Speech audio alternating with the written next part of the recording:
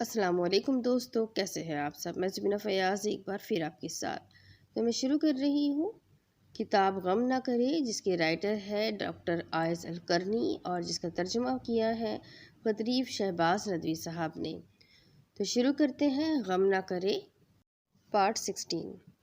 غم نہ کرے، مرض زائل ہو جائے گا، مصیبت ختم ہو جائے گی، گناہ معاف ہو جائیں گے، قرض ادا ہو جائے گا، قیدی چھوٹ جائے گا، غائب آ جائے گا، گنہگار توبہ کر لے گا، محتاج مالدار ہو جائے گا۔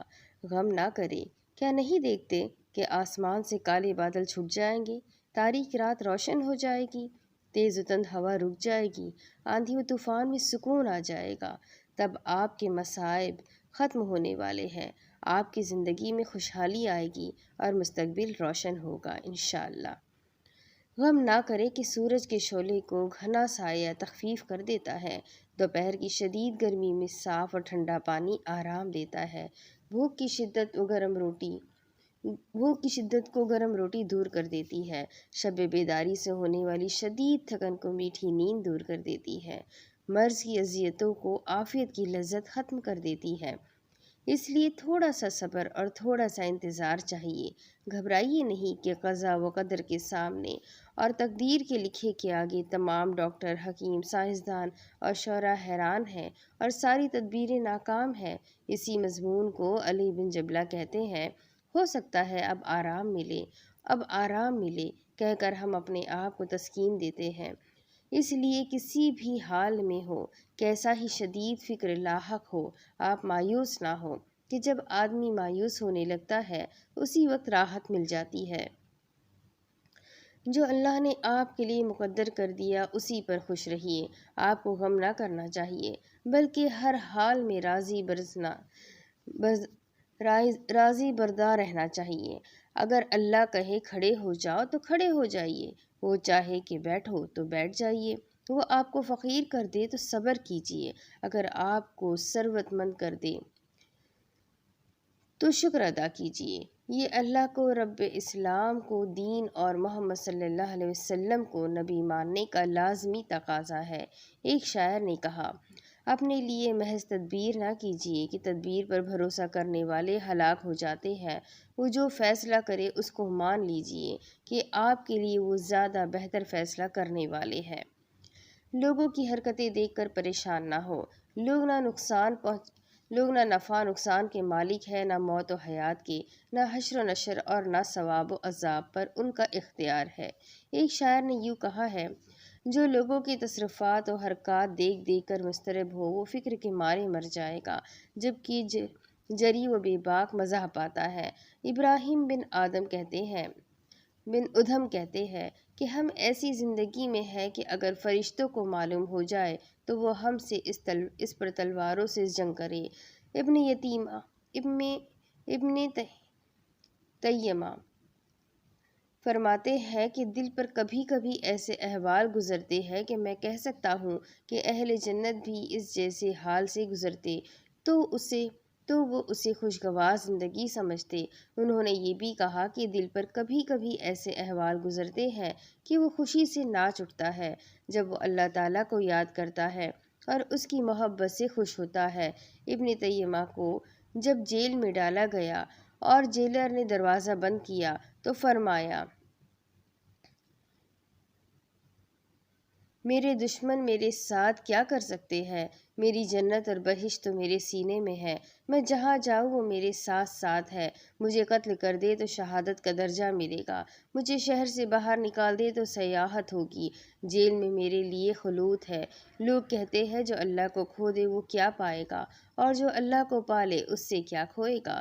یہ دونوں چیزیں برابر نہیں ہو سکتی۔ جو اللہ کو پالے وہ ہر چیز کو پالے گا، جو اللہ کو کھو دے گا وہ ہر چیز کو کھو دے گا۔ جس چیز کی وجہ سے آپ غمگین ہیں اس کی قیمت تو جانیے۔ نبی اکرم صلی اللہ علیہ وسلم فرماتے ہیں، میرا سبحان اللہ والحمد للہ ولا الہ الا اللہ واللہ اکبر کہنا مجھے ہر اس چیز سے زیادہ پسند ہے جس پر سورج طلوع ہوتا ہے۔ سلف میں ایک بزرگ نے مالدار مالداروں، ان کے محلات اور مکانات اور مالوں کے بارے میں کہا، ہم کھاتے ہیں وہ بھی کھاتے ہیں، ہم پیتے ہیں وہ بھی پیتے ہیں، ہم دیکھتے ہیں وہ بھی دیکھتے ہیں، لیکن ہمارا حساب نہیں ہوتا، ان سے حساب لیا جاتا ہے۔ سچ کہا ہے کہ قبر کی پہلی ہی رات میں کثیر و کثرہ کے محلات بھلا دیے جاتے ہیں۔ ہم تم کو تنہا تنہا لے کر آئیں گے جیسے ہم نے تم کو پہلی بار پیدا کیا تھا۔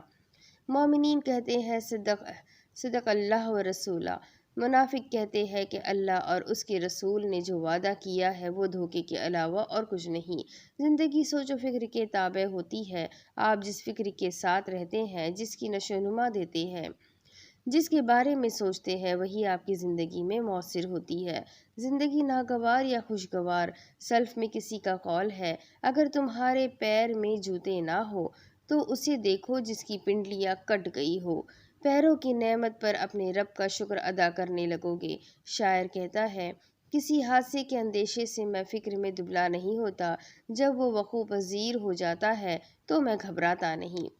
جب تک آپ لوگوں سے اچھا سلوک کرتے ہیں آپ کو رنج کی ضرورت نہیں۔ لوگوں کے ساتھ حسن سلوک خوش بختی کی بات ہے۔ صحیح حدیث میں آتا ہے کہ قیامت میں اللہ تعالیٰ بندے کا حساب لیتے ہوئے فرمائے گا، اے ابن آدم، میں بھوکا تھا، تو نے مجھے کھلایا نہیں۔ کہے گا، میں کیسے کھلاتا، آپ تو رب العالمین ہے۔ فرمائے گا، کیا تو نہیں جانتا کہ میرا فلاں بندہ بھوکا تھا، لیکن تو نے اسے کھلایا نہیں، تو اگر اسے کھلاتا تو اسے میرے پاس پاتا۔ اے ابن آدم، میں پیاسا تھا، تو نے مجھے پلایا نہیں۔ کہے گا، یا رب العالمین، میں آپ کو کیسے پلاتا؟ فرمائے گا، تو نہیں جانتا کہ میرا فلاں بندہ پیاسا تھا، تو اگر تو اسے پلاتا تو میرے پاس پاتا۔ ابن آدم، میں بیمار ہوا، تو نے میری عیادت نہیں کی۔ کہے گا کہ میں آپ کی عیادت کیسے کرتا، اے تو رب العالمین ہے۔ فرمائے گا، تو نہیں جانتا کہ میرا فلاں بندہ بیمار تھا، اگر تو نے اس کی عیادت کی ہوتی تو مجھے اس کے پاس پاتا۔ یہاں پر غور کی بات یہ ہے کہ اللہ نے یہ فرمایا کہ مجھے اس کے پاس پاتے، اس سے پہلے یہ فرمایا تھا کہ اسے میرے پاس پاتے۔ بات یہ ہے کہ مریض وغیرہ کا دل ٹوٹا ہوا ہوتا ہے اور اللہ ٹوٹے دلوں کے پاس رہتا ہے، جیسا کہ حدیث میں آتا ہے، ہر تر جگر والے کے ساتھ حسن سلوک میں ثواب ہے۔ یہ بھی روایت میں آیا ہے کہ اللہ تعالیٰ نے بنی اسرائیل کے ایک طوائف کو جنت میں داخل کر دیا کیونکہ اس نے ایک پیاسے کتے کو پانی پلایا تھا۔ اسی پر قیاس کیا جا سکتا ہے کہ جو کھلائے پلائے تنگی اور حرج دور کرے اس کا بدلہ کیا ہوگا۔ ایک حدیث میں ہے، آپ نے فرمایا، جس کے پاس فاضل زاد رہا ہو وہ اسے دے دے جس کے پاس کچھ نہ ہو، جس کے پاس فاضل سواری ہو وہ اسے دے دے جس کے پاس سواری نہ ہو۔ حاتم طائی نے کہا تھا، اگر تمہارے پاس اونٹنیاں ہو تو اپنے رفیق کو اپنے پیچھے پیدل چلنے کے لیے نہ چھوڑو، بلکہ اپنی اونٹنی بٹھا کر اس پر سوار کر لو، اونٹنی نہ مانے تو اسے سزا دو۔ حاتم نے مہمان کی تلاش میں اپنے غلام کو بھیجتے ہوئے کہا تھا، آگ جلاؤ، رات ٹھنڈی ہے، اگر کوئی مہمان آ جاتا ہے تو تم آزاد ہو۔ حاتم اپنی بیوی سے کہا کرتا تھا، جب کھانا بنا لو تو کھانے پر کسی اچھے آدمی کا انتظار کرنے دو کہ میں اکیلا نہیں کھایا کرتا۔ ایک اور شعر میں اس مضمون کو یوں ادا کیا گیا ہے، گھر والوں، مال تو آنی جانی چیز ہے، اس کے تذکرے اور چرچے رہ جاتے ہیں، جب دم نکلنے لگتا ہے اور کلیجہ منہ کو آتا ہے تب مال دولت آدمی کے کام نہیں آتے۔ اس کا ایک شعر یہ بھی ہے، کسی مالدار رشتہ دار نے ہمارے فخر میں اضافہ نہیں کیا، نہ محتاج اور غریب نے ہمارے حسب و نسب کو حقیر ٹھہرایا۔ ارواح بن حزام نے کہا تھا، تم موٹے تازے ہو، میرے چہرے پر دبلا پن ہے، کیا اس وجہ سے تم میرا مذاق اڑاتے ہو؟ اہل حق سخت کوش ہوتے ہیں، میں اپنا جسم یعنی کھانا کئی لوگوں میں بانٹ دیتا ہوں اور خود ٹھنڈے پانی کے گھونٹ پی کر رہ جاتا ہوں۔ حضرت عبداللہ بن المبارک کا ایک پڑوسی یہودی تھا۔ آپ اپنے بیٹوں سے پہلے اسے کھلاتے اور کپڑے پہناتے تھے۔ لوگوں نے یہودی سے کہا، اپنا گھر بیچ دو۔ اس نے کہا، میرے گھر کی قیمت 2000 ہے، 1000 مکان کی اور 1000 بن المبارک کے پڑوس کی۔ ابن المبارک نے سنا تو دعا فرمائی کہ اللہ اسے اسلام کی ہدایت دے دے، چنانچہ وہ مشرف با اسلام ہو گیا۔ ابن المبارک ایک بار حج کے سفر پر نکلے۔ انہوں نے دیکھا کہ ایک عورت نے کوڑے پر سے ایک مرا ہوا کوا اٹھایا۔ آپ نے اس کے حالات جاننے کے لیے اپنا غلام اس کے پیچھے بھیجا۔ عورت نے بتایا، ہمارے پاس 3 دنوں سے کچھ نہیں ہے سوائے اس کے جو ہم کوڑے سے اٹھا لائے ہیں۔ آپ کی آنکھیں بھر آئی۔ آپ نے قافلے والوں کو حکم دیا کہ اس بستی میں خیر خیرات تقسیم کرے اور وہیں سے لوٹ آئے۔ اس سال حج ترک کر دیا۔ خواب میں دیکھا کہ کوئی کہنے والا کہہ رہا ہے، حج قبول ہوا، گناہ بخش دیے گئے اور کوشش کامیاب ہو گئی۔ اللہ تعالیٰ فرماتا ہے، وہ اپنے اوپر دوسروں کو ترجیح دیتے ہیں اگرچہ انہیں خود سخت ضرورت ہو۔ ایک شاعر کہتا ہے کہ اگر میں اپنے دوست سے جدا اس کے زمین و آسمان سے دور ہوں، لیکن میں اس کی مدد کرنے والا، اس کی پریشانی کو دور کرنے والا اور اس کی آواز پر لبیک کہنے والا ہوں۔ اور جب وہ کوئی اچھا کپڑا پہن لیتا ہے تو میں یہ نہیں کہتا کہ کاش مجھے بھی یہ مل جاتا۔ آفرین ہے اس بہترین اخلاق، خوبصورت عادت اور جمال خلق پر۔ احسن اخلاق اور خیر کے کام میں مبالغہ بھی کوئی کرے تو وہ ندامت نہیں اٹھائے گا۔ ہاں، اگر تھوڑی غلطی ہو جائے تو اس پر ندامت ضرور ہوتی ہے۔ اس معنی میں ایک شخص نے کہا ہے، خیر باقی رہنے والا ہے اگرچہ کتنا ہی زمانہ ہو جائے اور شرخبیث ترین زاد راہ ہے۔ کان میں بری بات پڑنے پر رنجیدہ نہ ہو، کیونکہ حسد ایک قدیم مرض ہے۔